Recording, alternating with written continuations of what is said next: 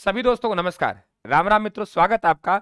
Rajasthan GK की जो antibiotic series चल रही है उसमें हम एकीकरण पढ़ने जा रहे हैं और एकीकरण के जो 7 चरण है मात्र हम 5 मिनट में देखेंगे। यानी 2 घंटे क्लास को हम 5 मिनट में लेके आ रहे हैं। अगर क्लास पसंद आए तो लाइक करना, चैनल को सब्सक्राइब कर लेना, घंटे निशान को दबा देना और टेलीग्राम आप प्राप्त कर लेना ताकि पीडीएफ आपको वहां से प्राप्त हो सके। पीडीएफ मेरी पहले से डाली हुई है, कंप्लीट आधुनिक राजस्थान का इतिहास, तो वहां से ले लीजिए आप लोग, तो आपको मिल जाएगी।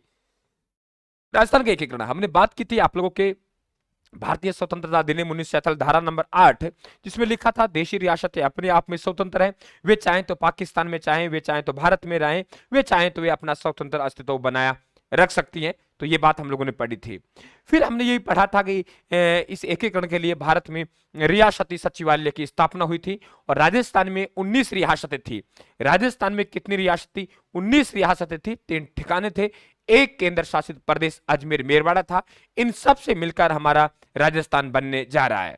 तो कुछ कथन है हमारे पास, देखिए यहां जब आप लोगों के हस्ताक्षर करेंगे एकीकरण के विलय पत्र पर कि हम भारत में शामिल होंगे, सबसे पहले हस्ताक्षर बीकानेर के राजा शार्दुल सिंह ने किए थे 7 अगस्त 1947 को और सबसे अंतिम हस्ताक्षर 14 अगस्त 1947 को धौलपुर के राजा उदयभान सिंह ने किए थे।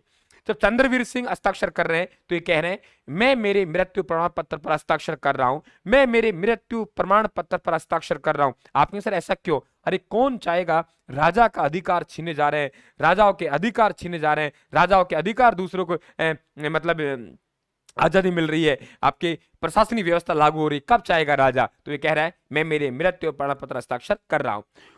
उदयभान सिंह सबसे अंत में हस्ताक्षर करने वाले हैं। इन्होंने जो हस्ताक्षर किया वे 14 अगस्त को किया। 14 अगस्त 1947 का दिन था, तो उदयभान सिंह ने हस्ताक्षर सबसे अंत में किया और इन्होंने कहा इन हस्ताक्षरों के साथ ही साथ, क्या कहा? इन हस्ताक्षरों के साथ ही साथ आपके और हमारे पूर्वजों के बीच, यानी आपके और हमारे पूर्वजों के बीच 1765 में हुई संधि का खात्मा हो गया। यानी आपके और हमारे पूर्वजों के बीच क्या आपकी जो संधियां हुई थी 1765 में, उनका क्या हो गया? खात्मा हो गया। ये कथन किसका है? तो उदयभान सिंह का है। भरतपुर के महाराजा का भाई मान सिंह, 2 रियासत जाटों की थी, धौलपुर और भरतपुर। तो तैसे ही आपके मत्स्य संघ का उद्घाटन होने जा रहा था, तो भरतपुर के महाराजा का नाम था बृजेंद्र सिंह, बृजेंद्र सिंह के भाई का नाम था राम सिंह। उन्होंने कहा कि आप मान सिंह, जाट झंडा खतरे में है और इस प्रकार का वहां आपके ये कहेंगे कि एक माहौल पैदा किया। तो जाट झंडा खतरे में है, इसका नारा किसने लगाया? ये भरतपुर के महाराजा का भाई मान सिंह ने लगाया। ये ध्यान रखें आप लोग।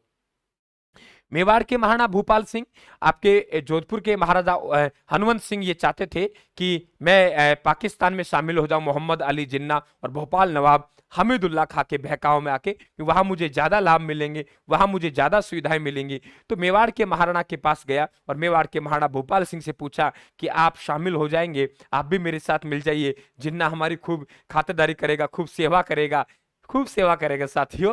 ठीक है, समझ रहे होंगे मेरी बात को, तो आप हमारे साथ चलिए। तो मेवाड़ के महाराणा ने जवाब दिया, वे लाइनिंग में ऐसे दिया, भारतीय उपमहाद्वीप में मेवाड़ का स्थान कहां होगा? क्या कहा? भारतीय उपमहाद्वीप में मेवाड़ का स्थान कहां होगा? इसका निर्णय तो हमारे पूर्वज शताब्दियों पूर्व कर चुके हैं। यानी भारतीय उपमहाद्वीप में मेवाड़ का स्थान कहां होगा, इसका निर्णय तो शताब्दियों पूर्व हम लोग कर चुके हैं, हमारे पूर्वज। यानी मैं भारत में रहूंगा, भारत में ही रहेंगे, इसका निर्णय मेरे पूर्वज कर चुके हैं। ये कथन किसके हैं? ये मेवाड़ के महाराणा भूपाल सिंह के हैं। बात करते हैं रियासतें। तो हमने बात की थी कि राजस्थान में 19 रियासतें थी और 3 ठिकाने थे और एक केंद्र शासित प्रदेश था और उसका नाम था अजमेर मेरवाड़ा। इसको मिला के हम राजपूताना प्रदेश कहते थे। मेवाड़ की दोस्तों सबसे प्राचीन जो रियासत है वे कौन सी? आप लोगों की सबसे प्राचीन रियासत मेवाड़ है। राजस्थान की सबसे प्राचीन रियासत मेवाड़ है, उदयपुर है। और सबसे नवीनतम रियासत, ध्यान रखना, झालावाड़ है। झालावाड़ का गठन पूछे आपसे तो ध्यान रखना कि 10 अप्रैल 1838 को गठन हुआ और यहाँ के पहले राजा थे, उनका नाम है झाला मदन सिंह। क्या नाम है? झाला मदन सिंह। झाला मदन सिंह यहाँ के पहले राजा हैं। झाला मदन सिंह पहले राजा हैं और इसका झालावाड़ रियासत को जो अलग किया, कोटा से विभाजन करके किया। अब आपसे ये नहीं पूछेगा कि पहली रियासत के सबसे नवीनतम रियासत कौन सी, सीधा पूछेगा राजस्थान की सबसे नवीनतम रियासत झालावाड़ का गठन कब हुआ? आप उत्तर देंगे 10 अप्रैल 1838 को होगा। बात करें हम लोग क्षेत्रफल की दृष्टि से, दोस्तों क्षेत्रफल की दृष्टि से राजस्थान की सबसे बड़ी रियासत कौन सी है? जोधपुर। 16,071 वर्ग मील इसका क्षेत्रफल था। और सबसे छोटी रियासत की बात करें तो सबसे छोटी रियासत कौन सी है? शाहपुरा। बात क्लियर हुई? सबसे छोटी रियासत शाहपुरा है, सबसे बड़ी रियासत जोधपुर है, और जोधपुर का क्षेत्रफल है 16,071 वर्ग मील है। यह भी आपको पता होना चाहिए। जनसंख्या की दृष्टि से बात करें, चाहे देखो क्षेत्रफल में बात करें तो जोधपुर बड़ी है, और छोटी बात करें तो शाहपुरा है। क्षेत्रफल और जनसंख्या दोनों में बात करें तो दोनों दृष्टि में छोटी कौन सी है? शाहपुरा। क्षेत्रफल में भी सबसे छोटी है, जनसंख्या में सबसे छोटी है, नाम कौन सी है? शाहपुरा। वैसे बात करें सबसे बड़ी रियासत तो कौन सी है? जोधपुर है। और अगर जनसंख्या में सबसे बड़ी बात करें तो आज भी जनसंख्या जयपुर में, उस जमाने में भी जयपुर में है, तो 30 लाख जनसंख्या हुआ करती थी। सबसे छोटी शाहपुरा है, जिसका क्षेत्रफल आपका 61,000 हुआ करता था। यह भी आप लोगों की जानकारी में होना चाहिए। तो सब बातें धीरे धीरे आपको पता होना चाहिए। अब बात करते हैं हम एकीकरण के चरण, और एकीकरण चरण में हम मत्स्य संघ की बात करें। दोस्तों, राजस्थान का एकीकरण शुरू होता है वे मत्स्य संघ से होता है शुरू, आपके 18 मार्च 1948 को। तो मत्स्य संघ का जो नामकरण किया गया वे के.एम. मुंशी साहब ने रखा। नामकरण किसने किया भाई? के.एम. मुंशी ने रखा। ध्यान रखना, के.एम. मुंशी के सुझाव पर ही मत्स्य संघ का नाम क्या रखा है? पहले चरण का नाम मत्स्य संघ रखा है। इसमें 4 राजा हैं, 4 रियासतें शामिल होंगी, जिनका नाम ABCD है। अलवर, भरतपुर, करौली, धौलपुर। ABCD, ए है, बी है, सी है, डी है। तो ए में तो क्या बनेगा? अलवर। ए में क्या बनेगा? अलवर। बी से बनेगा भरतपुर, बी से बनेगा भरतपुर, सी से बनेगा करौली, और डी से बनेगा धौलपुर। डी से क्या बनेगा? धौलपुर। ये कितनी रियासत हो गई? 4 रियासत है। अलवर के राजा, हमने पहले भी कहा था कि अलवर वाले तेज होते हैं, तो अलवर के राजा तेज सिंह थे। भरतपुर में ब्रज भाषा बोली जाती है, इसका मतलब भरतपुर के राजा बृजेंद्र सिंह थे। करौली में गणेश पाल थे, गणेश पाल वासुदेव यहाँ के राजा थे साथियों एकीकरण के समय। और धौलपुर में सबसे पहले सूर्य का उदय होता है। उदय तो है, सूर्य को भान बोलेंगे, तो धौलपुर के राजा कौन हो गए? उदय भान सिंह।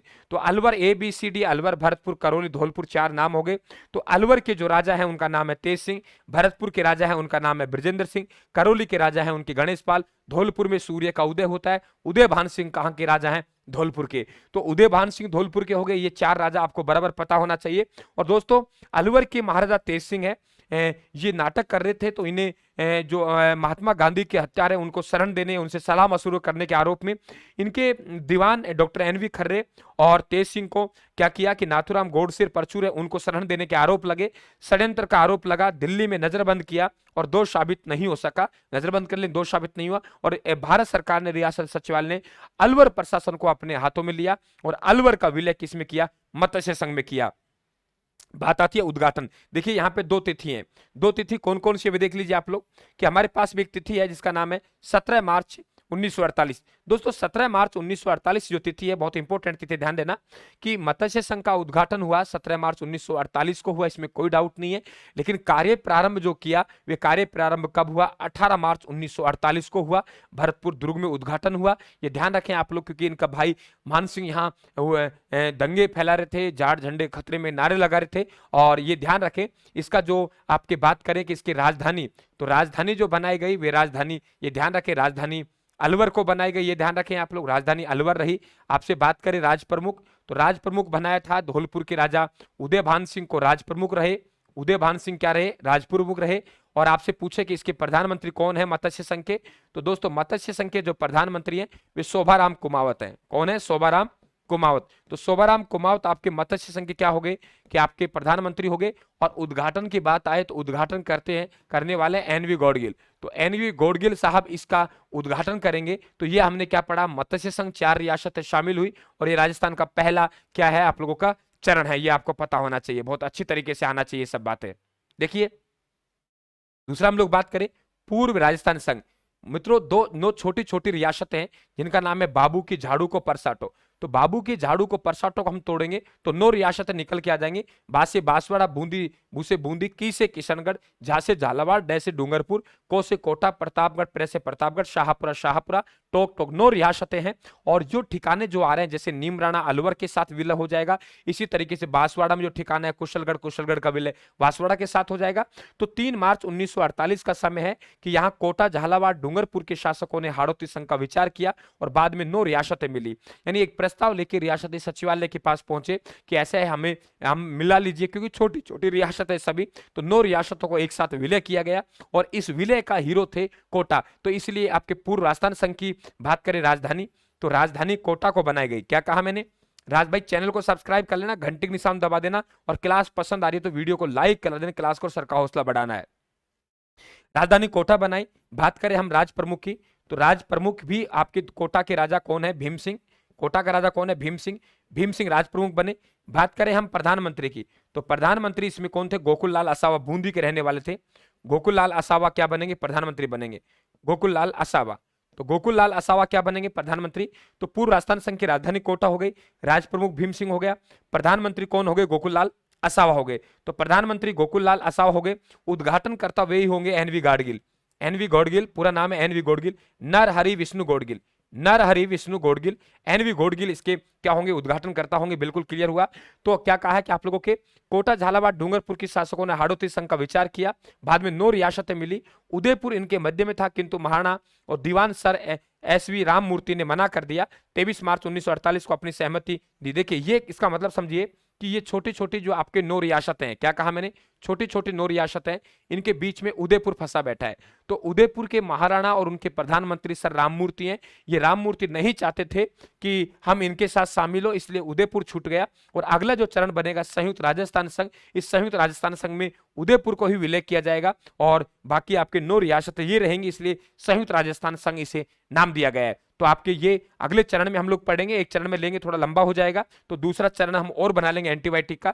यहां तक आप इतना ध्यान रखें, और संयुक्त राजस्थान संघ से अगले अंतिम चरण तक हम अगले एंटीबायोटिक में बात कर लेंगे। सीरीज में लगातार बना रहे, 8-8, 10-10 मिनट की सीरीज है, और इनके माध्यम से आप सीखते रहें। टेलीग्राम पे ये पीडीएफ डली हुई है, मैं हर 3-4 दिन बाद डालता हूं। तो आधुनिक इतिहास के नाम से पीडीएफ है, कंप्लीट आप एक साथ निकाल लें, ताकि ये ना रहे कि सर आप स्क्रीनशॉट नहीं लेने देते या ये नहीं लेने देते। तो पीडीएफ आपके पास कंप्लीट है, एक साथ ही प्रिंट निकाल लो, कहां दिक्कत है? तो आप सबका धन्यवाद। राम राम साहब, थैंक यू।